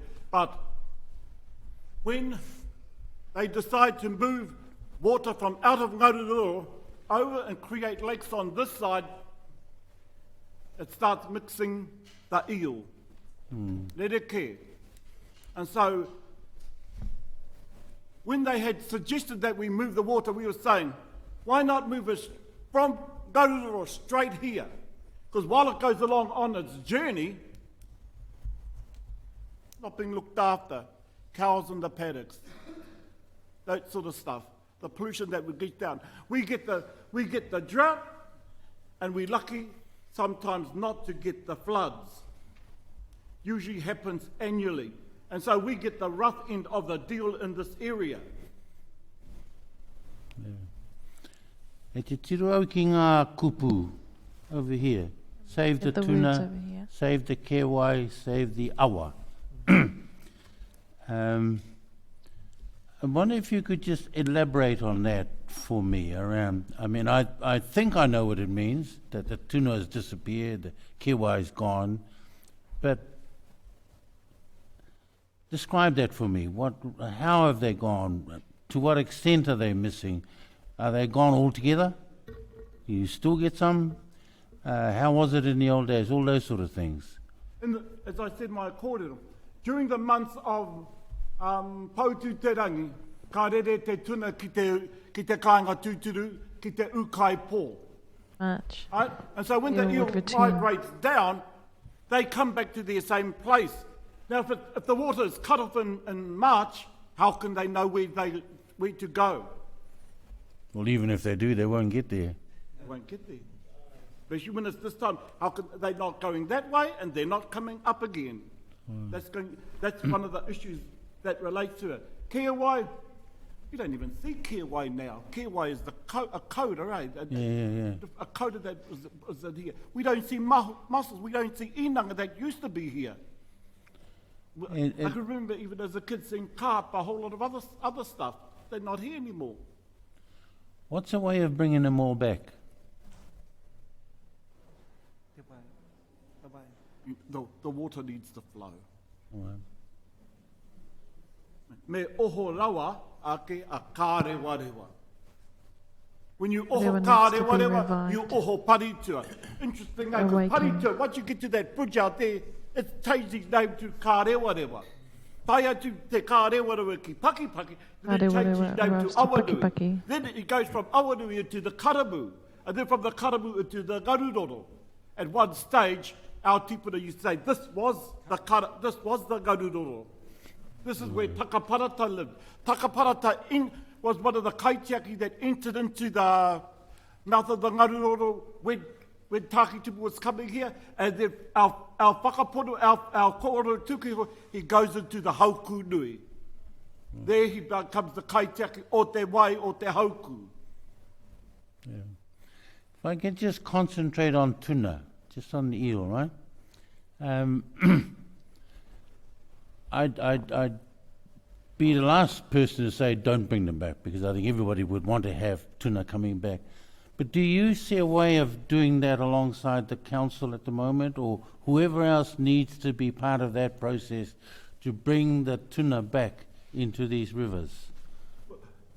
We got to whakawhiti kōrero. All right. We've got to have discussions. Tātou ka hāngai he ao hou. How can we He create a tātou new ka world? hāngai How he can ao we oho create ake. an ideal world where we Wonga wai. awaken the waters A whakawhiti kōrero tātou. through discussion? The problem, I think one of that whakawhiti kōrero stuff, we are a kanohi ki te kanohi people. Face-to-face people. Hey, we like speaking face to face so that we can eyeball, know what you really think. Yeah. Are we really a people that when you're asked to make a submission, just write it? Not really. Some of us will do that, but the majority Not of the people everyone. want to be talked to. And for our marae, we've passed a motion at our marae saying if people don't value us to come and have a kanohi ki te kanohi discussion, then we automatically go against whatever that take is, because it's not respecting us as a people. They don't respect our tikanga, they don't respect our kawa, which means they don't respect us. So we don't see ourselves in the plan. Where is the rahunga i te rangi? Where is the pōporo? Where is the pau? Where is the pauwhare kura? He kōrua tātou nei. We have things to say. So the answer seems reasonably obvious, but it doesn't happen. So ka pēhe tātou ka hāngai tēnei So how can we āhuatanga. create an Me ideal noho situation? kōrero.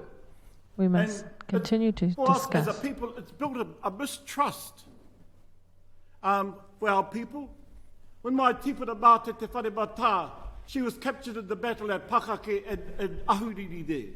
And she was taken into slavery by two whare toa. And then she was sold into Waikato. Then she was sold into Ngāpuhi. And then our tipuna Hara Mātego Tukareo, who signed the treaty up at Muriwai, he was up at North. He saw our tipuna māte te whare mata. He brought her back and married her to his son, Paora Pōmare. When Paora Pōmare died, they live in Mahia. When Paora Pōmare dies, she marries another whānau called Paratene Manuwai. When Paratene Manuwai dies, ka hoki mai ki te wā kāinga nei. She first goes to She Ruahāpia returns to her homelands. to live with her nephew, Karaitiana Takamoana. When Karaitiana Takamoana says, Auntie, haere ki ngā whenua o Pakipaki. Go to the lands of Pakipaki. She goes there. Those lands are sold. And her cousin, Hoani Waikato, he was a signatory of that treaty. He says, go live on our lands at Marae Kākoho. Those lands had been sold. So she comes back here and lives here. And from my tauatama, taino ki konei, And from ka then noho mātou ki to this tēnei day, we've papawhenua. remained on this land. And I don't think you'd agree, right, that something needs to be done to improve the state of the water. It's not just about tuna, but just the way that the water is at the moment. I think that's a given. I don't think anyone would argue about that. It seems to me the sticking point is how you get around doing that, how you actually initiate discussion, which is what you're saying needs to happen, and I don't think people will argue about that. But there needs to be some sort of cross-pollination of words and ideas. What I really don't want to do is steal some of the kōrero that's going to come from my teina. All right. But we have, we would like to participate with their water storage. Good. We have had, from out of these kōrero, we'd like to have it right next door to us.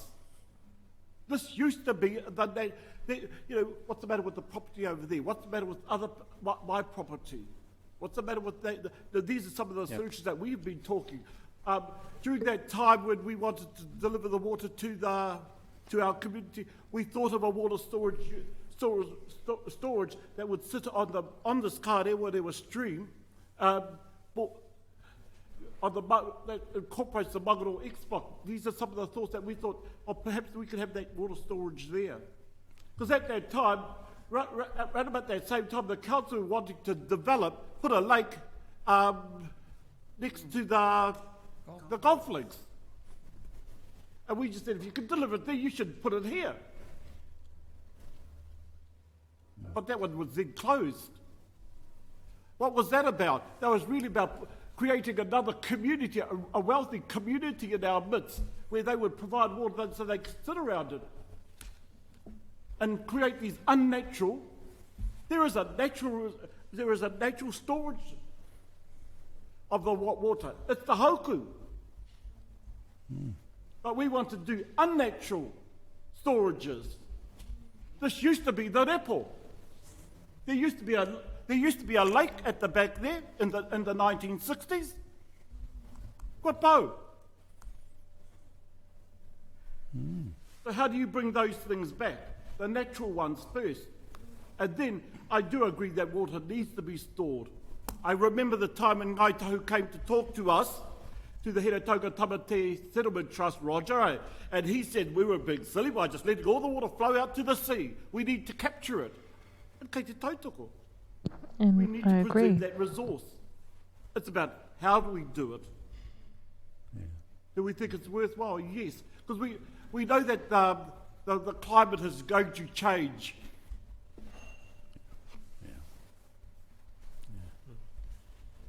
Thank you very much.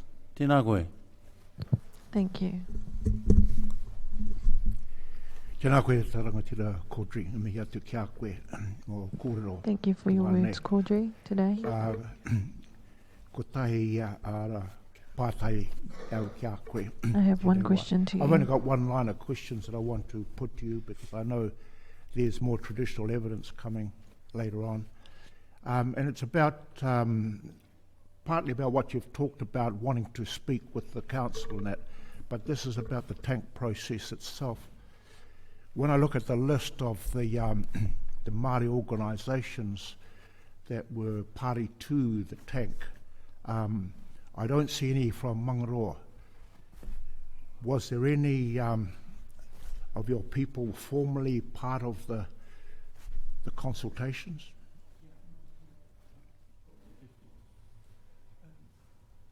Yes, there was a group that had participated with Tank in 20, I think 12, 13. Our cousin Rihimona, he passed away. And then I became nominated onto the Tank by the ngā marae o Heretanga. Yeah. There were issues in terms of safety for myself. Why I had issues in terms of leaving there. I did mention that to our iwi. Okay, thank you. Maybe I'll ask you when it's your turn. Thank you. Yeah, kia ora. Well, that's our questions for you, Mr. Huata. So we'll move on. We'll move on now to Huia.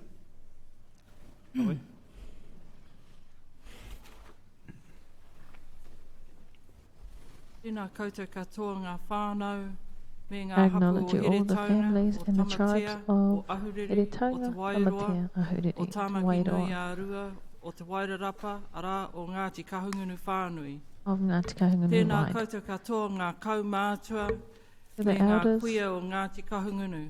of Ngāti Tēnā Kahungunu, anō koutou ngā rangatiro o Ngāti Kahungunu. and the chiefs of Ngāti Tēnā Kahungunu, koutou katoa ngā kai komihana, the kai commissioners, kaunihera, me ngā councillors, kaimahi o te and the kaunihera, workers, the staff arohe o te Matawa Māui. of the Hawke's Bay Regional Nau Council. mai, haere mai ki tā mātou Welcome marae ko to our Mangaroa. marae of Mangaroa. Ko hika wera tuarua te whare nui e Ikawera, tūrā. the second is Ko the hine meeting te house moa te that stands whare there. kai e noho nei. Hine te moa is the Ko dining kā hall. rewarewa me paritua ngā waiu, ko These are takaparata the te rivers. taniwha, ko Takaparata Ngāti is the Rāhunga i Taniwha. te rangi, And Ngāti these are the Pōporo, sub-tribes. Ngāti Pāhu, me Ngāti Pauwhare kura ngā hapu.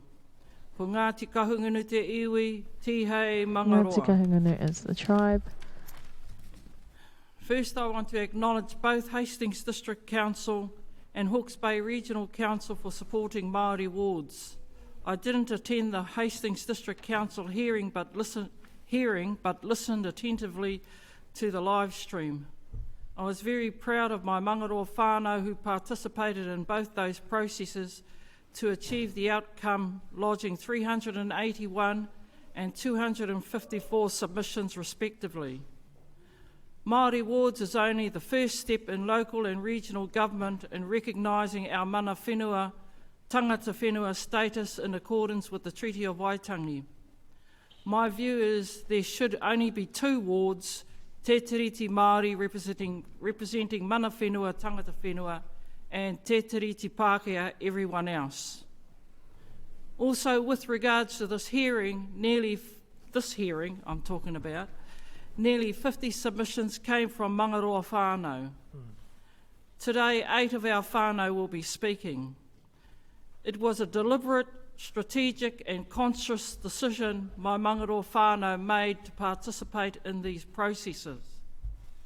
For more than 30 years now, the water situation in our backyard has seriously got worse, and we are absolutely sick and tired, fed up with the decisions the Hawke's Bay Regional Council has made in over-allocating water consents at the detriment of our beloved Kārewarewa Paritua. They, the Hawke's Bay Regional Council, are responsible for killing off the Māori of our cherished Paritua Kārewarewa awa. Why would you do that? For what benefit did you continue to allow our awa to be degraded? Through my submission, I intend to highlight our story. My name is Huia Libia Huata Huata. My mother is Henemihi Huata, who married Rana Huata. Her mother is Parewa Nui Marsh, and her mother was Akarana Keriana Tipuna Edwards, who held mana whenua over the Mangaroa whenua.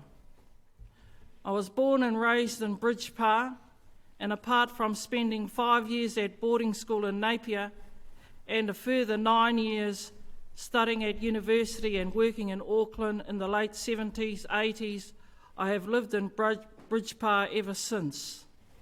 I am 62 years of age, am involved in kohanga reo, kura kaupapa Māori, whare kura and whare wānanga. I have always had a keen interest in Māori politics, whether at a marae level, tai whenua level, iwi or national level. Bridgepa is where my mother's people are from. It is through her grandmother, Akarana Keriana Tipuna Edwards, and her grandmother, Māta Te Whare Mata, how we derive our mana whenua status to this area. And furthermore, it is through our tipuna Rahunga i te Rangi II, Māta Te Whare Mata's grandmother, in which our hapu originates. The mana of Ngāti Rahunga i te Rangi, Ngāti Pōporo, Ngāti Pāhu, and Ngāti Pauwhare Kura extends beyond Bridgepa to the Raukawa Ranges, including the settlement of Marae Kākoho and all the way to the Kāweka Ranges to the west. I pay homage to my tipuna because it is through them that we from Mangaroa are able to claim mana whenua to this rohe. It is through them that gives me my sense of belonging. This rohe I am referring to also includes the waterways which pass through it, whether it be above the land and below it. It also includes the space between Papatuanuku and Ranginui. I have read the submissions from the Heretaunga Tamatea Settlement Trust, Te Tai Whenua o Heretaunga, and Ngāti Kahungunu Iwi Incorporated, who have all provided extensive and detailed critiques of the proposed Tank Plan Change 9. I want to acknowledge all of them for their objections to the proposed plan in the interest of all marae, hapu, tangata whenua, mana whenua within this area of interest, and I look forward to hearing their submissions. I write this submission because I too am opposed to the proposed Tank Plan Change 9. This plan has never ever been about recognising our interests and rights to the water. In particular, I want to focus on how this plan impacts on my whānau and hapu of Mangaroa Marae, of Ngāti Rahunga i te Rangi, Ngāti Pōporo, Ngāti Pāhu, and Ngāti Pauwhare Kura. Our marae is situated at the top end of Raukawa Road. On one side flows the Kārewarewa stream, and across the road the Paritua. The two streams converge at the Bridgepa Bridge, flows past Mangaroa Marae, past Korongota Marae, past the boundary of my property, and snakes its way to our whānau and hapu at Pakipaki. On its journey there, the awa has been modified several times. As a young girl growing up in Bridgepa, the Paritua and Kārewarewa flowed all year round. Kai was plentiful, particularly tuna. I did not go eeling myself, but my brothers and cousins did. They all had their own gaffs, which they made themselves, and some of my uncles and my father had hinaki. Whatever eels they caught was usually shared amongst the whānau. As young kids in the summer, the Paritua and Kārewarewa were our swimming pools. The water was clean and clear and you could drink it. This was in the 60s and 70s. During my mother's time in the 1930s and 60s, her and her siblings, cousins of which our Auntie Queenie is present today, uncles and aunties too, had a strong relationship to the Paritua Kārewarewa awa. My mother could also recall her brothers catching the kiawai and freshwater koura from the Paritua and Kārewarewa.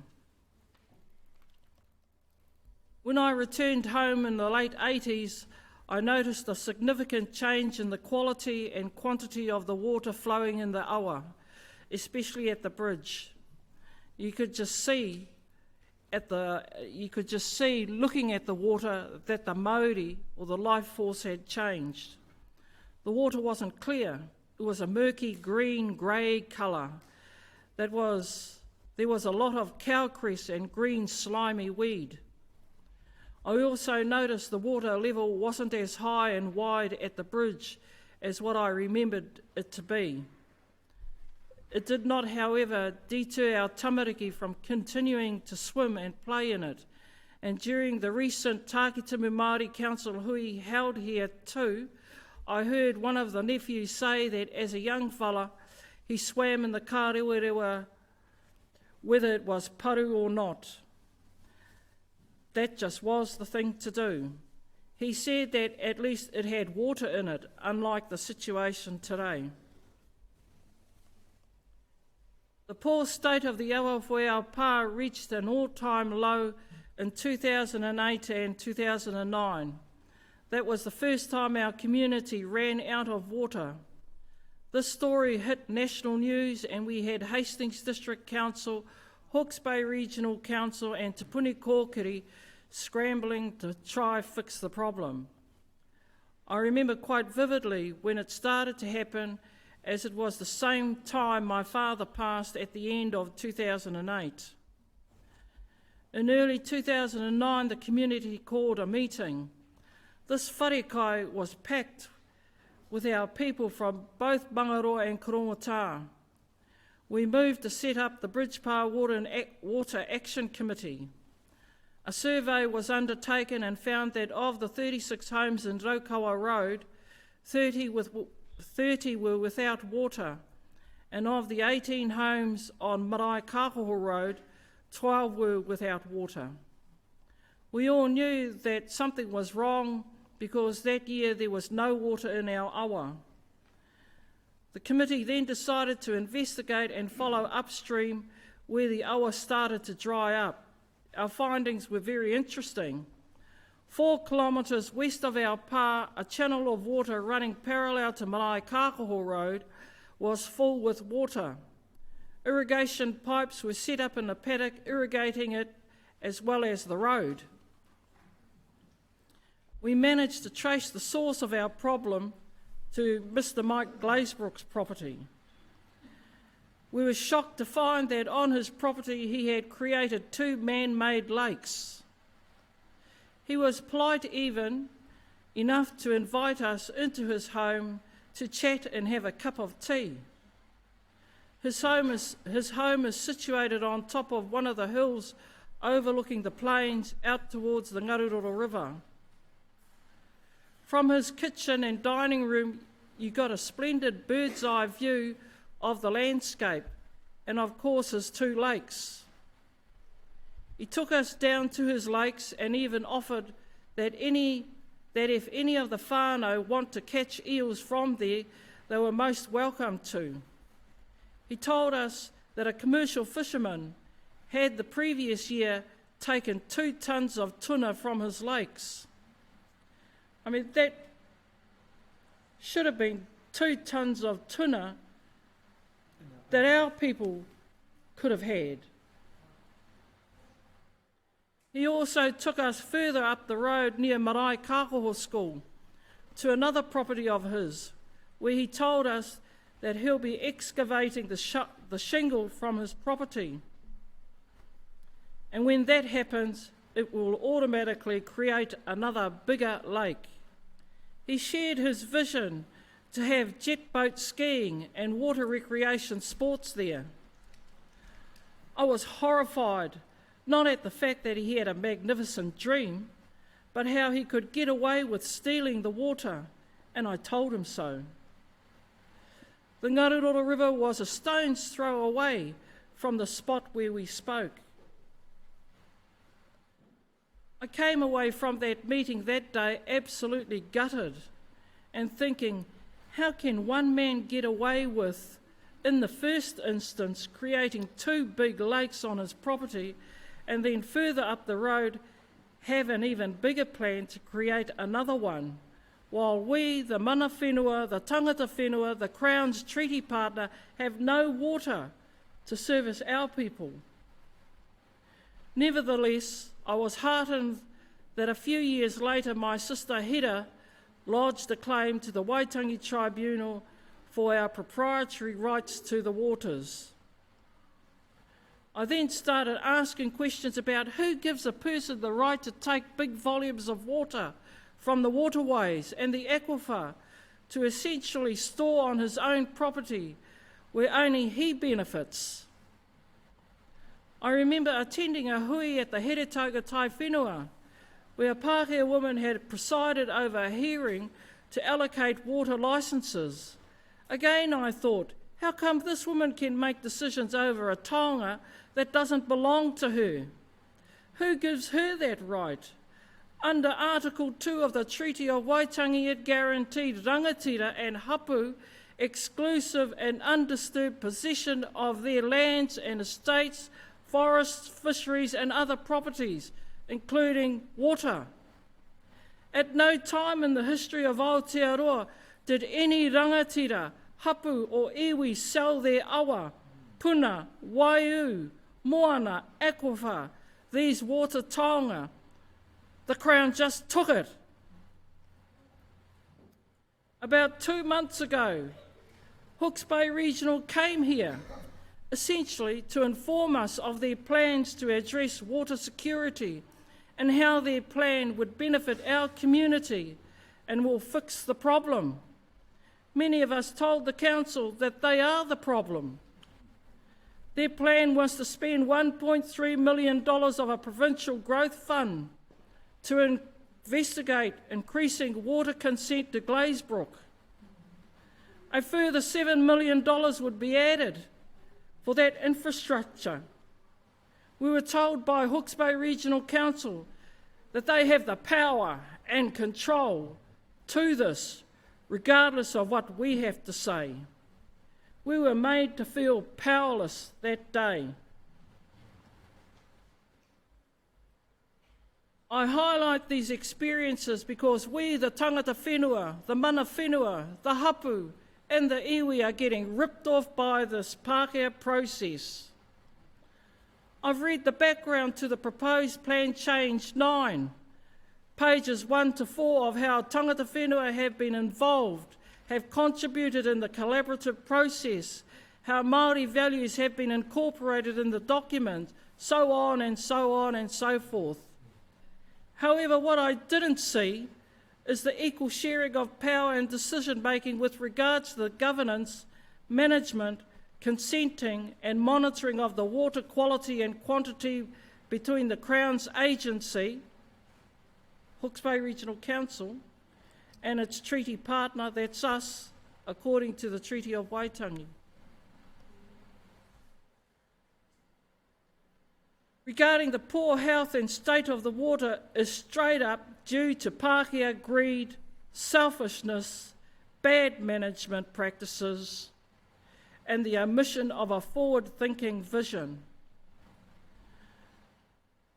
The 93% over-allocation of water licences from the Ngaruroro River and its tributaries surely should signal to you something is drastically wrong with your practices. Why would you allow it to get so high, I ask you? Why have you allowed the waterways to become so polluted and toxical and unswimmable? Why would you allow the Paritua ka rewa to dry up for now? Well, last year it was 8 months of the year. When you came in here, you would have seen that our awa was dry. It's been like that since the beginning of this year. So, you add that to last year, that's how long this awa has been dry. In January this year, some of the whānau, when I talk about this part, it was at the time that I wrote the submission, which was in August, so I'm referring to at the beginning of last year. In January this year, some of the whānau relocated more than 100 eels from the Kārewarewa to the Ngaruroro River because there was no flowing water. And there were quite a few that died too, I might add. Although your plan intends to phase out over-allocation, all current resource consent holders will benefit by an automatic further 10 years rollover if this plan becomes operative, which is calculating and shrewd. In other words, a scam. Ngāti Rāhunga i te rangi have our own aspirations regarding the water. In 2016, the Hawke's Bay Regional Council even assisted with the plan. We want to restore the Māori and the mana o te wai so that it could be enjoyed by the entire community, our tamariki mokopuna. We want to bring back the kiawai, the tuna, to harvest watercress from it. We want to be able to practice baptismal rites in the awa. The last time that happened was about 2 years ago, when there was a little bit of water flowing. We want to have wakaama rowing down the awa. We want to be able to connect our whakapapa from this marae to that marae via the waterways. We want to be able to swim in it and drink from the kārewarewa. But we certainly don't want the man up the road controlling the flow of the water to our end, nor do we want him sending his paru water our way. Hawke's Bay Regional Council could benefit immensely if you took off your racist tinted glasses and agreed to share power with tangata whenua. We have a saying, he aha te mea nui o te ao. He tangata. What is he most tangata, important? he tangata. The people. What is the most precious thing in the world? It is the people. It is the people. It is the people. Karatangi wai arohara mo ka rewa rewa. Kei hea ke wa. Papa ke ngā wai o takaparata. Te putoto wahi awa o te atua. E rere ngā wai o aku karo. Mo te hindere po ka rewa rewa. This mōteatea was composed by Hira Huata, acknowledging our tipuna Ākarana Kiriana Tipuna Edwards and the precious loving waters of the Kārewarewa awa, her tangi of the loss of the Kēwai, of our taniwha takaparata, te awa o te atua and the wetlands is overwhelming. Thank you. Ngā mihi. any questions?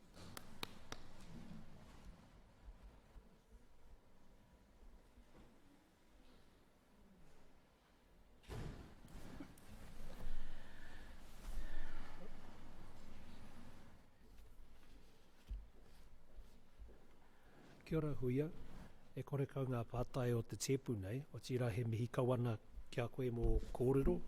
The panel doesn't have any questions for you. I think you were very, very, what's the word? I was going to say straight up, but I mean, you were very, very clear in your conviction in the words. So there's no misunderstanding from the table. We don't have any questions, but we'd like to acknowledge the preparation and the presentation of your submission. Thank you. We're at 1 p.m. and I have on my schedule that we're going to be having a lunch, but I just want to check with the bosses to see how far we are, because if we've got a little bit of a gap, Hida, I just know that you're all together. If lunch is a little bit off, how long do you think your submission will be? About 20 minutes?